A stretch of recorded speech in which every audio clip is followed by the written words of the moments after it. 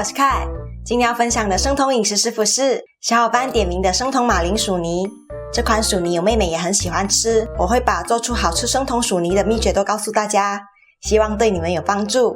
我的频道会在每周一和周四分享一款生酮、低碳、无糖的健康食谱，感兴趣的小伙伴记得订阅我的频道，并且开启小铃铛才不会错过我每次的分享哦。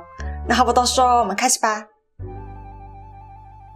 首先我们来蒸花椰菜，这里总共有370克洗干净的白花椰菜，都放蒸笼里，上锅蒸20分钟，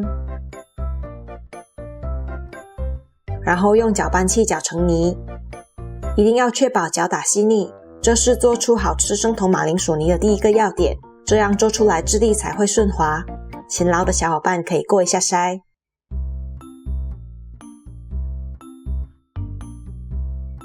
最后用刮刀把花椰菜泥刮下来。做出好吃马铃薯泥的第二个要点是用黄油来调味，用其他油脂的话风味会差很多，总共会用到15克。接着加入5克蒜末，上锅加热，直到蒜末变软发出香味，然后倒入生酮马铃薯泥。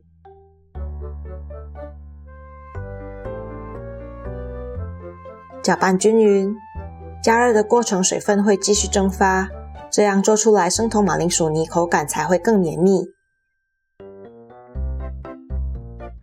加入1/4茶匙黑胡椒粉，1/4茶匙盐巴，再搅拌均匀。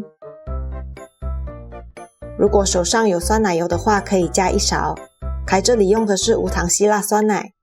再搅拌均匀，收干，直到自己喜欢的质地。凯煮到差不多这个程度。接着我们来做马铃薯泥的酱汁。我们需要洋葱60克，切碎。锅里称15克黄油，放入洋葱一起加热，煮到金黄色，加入水150克。想要酱汁颜色更深，可以在加水前把洋葱煮焦一点。搅拌均匀，倒入碗里，加入1/4茶匙黄原胶，让酱汁变浓稠。搅拌，让黄原胶和水混合，顺便也搅碎洋葱，直到没有颗粒。再次倒入锅里，加入1/4茶匙黑胡椒粉，1/4茶匙盐巴，边搅拌边加热，直到酱汁变得足够浓稠。因为颜色不够深，凯加了点酱油，1汤匙。尝了尝，决定再补2汤匙代糖，搅拌均匀，直到自己喜欢的浓稠程度就好了。